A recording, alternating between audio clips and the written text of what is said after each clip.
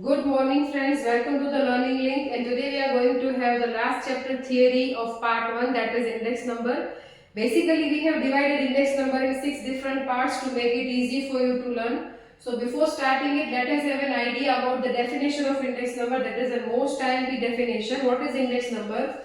The percentage change in the value of current year compared to the base year. The percentage change in the value of current year compared to the base year is known as index number. Index number is denoted by I.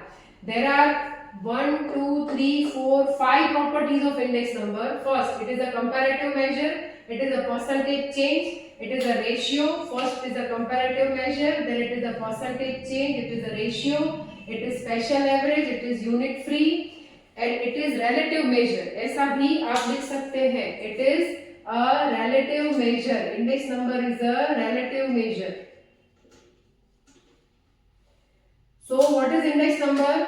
Tell me. Percentage change in the value of current year compared to the base year is known as index number. इसकी properties 5 है. It is comparative, percentage change, ratio, special average, unit free and relative.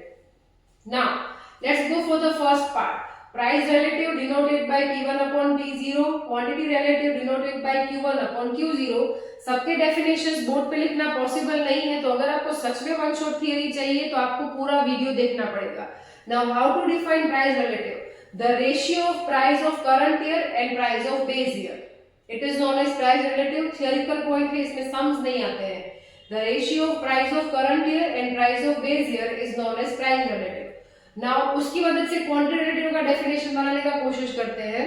The ratio of quantity of current year and quantity of base year is known as quantity relative which is denoted by Q1 upon Q0. And here we are done with the part 1.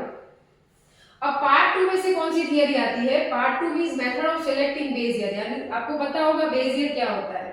A specific year against which the value of current year is compared, that specific year is known as a base year. आप अपने current year को किसी base year के साथ compare करते हो तो वो जो स्पेसिफिक ईयर है उसको बेस ईयर बोला जाता है. तो क्या लिखा है? A specific year against which the value of current year is compared, that specific year is known as a base year. अब बेस ईयर सिलेक्ट करने के दो मेथड्स होते हैं.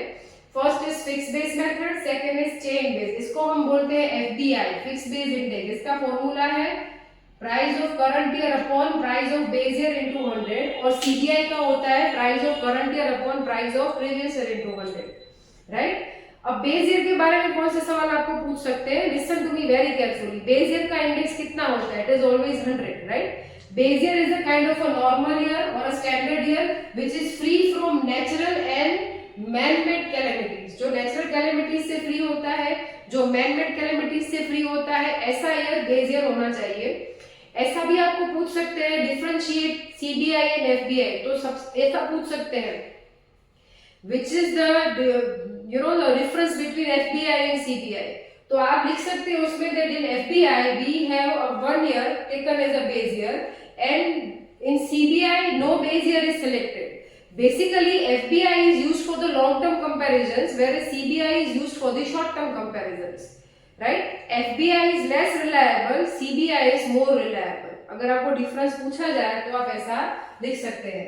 तो इस method of selecting base year में इतने सवाल आ सकते हैं. बेस ईयर क्या होता है, बेस ईयर कैसा होना चाहिए, it should be standard and normal, and the index of base year is always 100. Move on to the next. इसमें से थ्योरी में आपको इक्वेशन पूछ सकते हैं. This is known as a base conversion. आपको करना क्या है? एफबीआई टू सीबीआई करना है. उसका फॉर्मूला क्या है?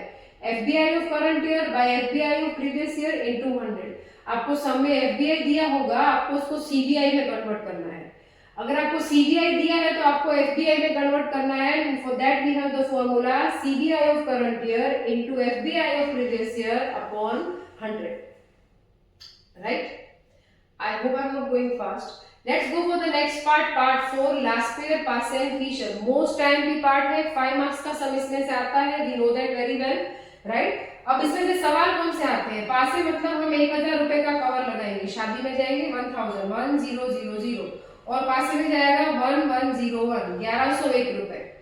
राइट. अब लास्पेयर के लिए कौन से सवाल आ सकते हैं? ऐसा सवाल आएगा which quantity is considered in Laspeyres index? Answer is base year quantity.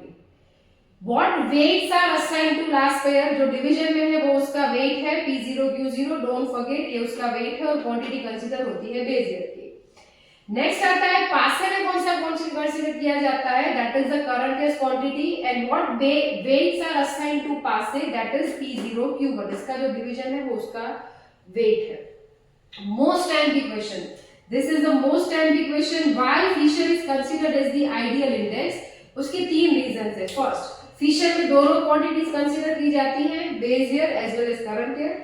Fisher जो है वो जियोमेट्रिक मीन है। सवाल आ सकता है which is the ideal or the best mean in case of index number, that is geometric mean।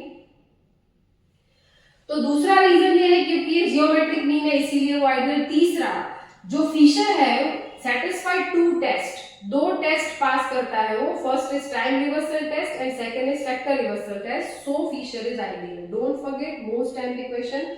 बताइए कौन से तीन रीजंस।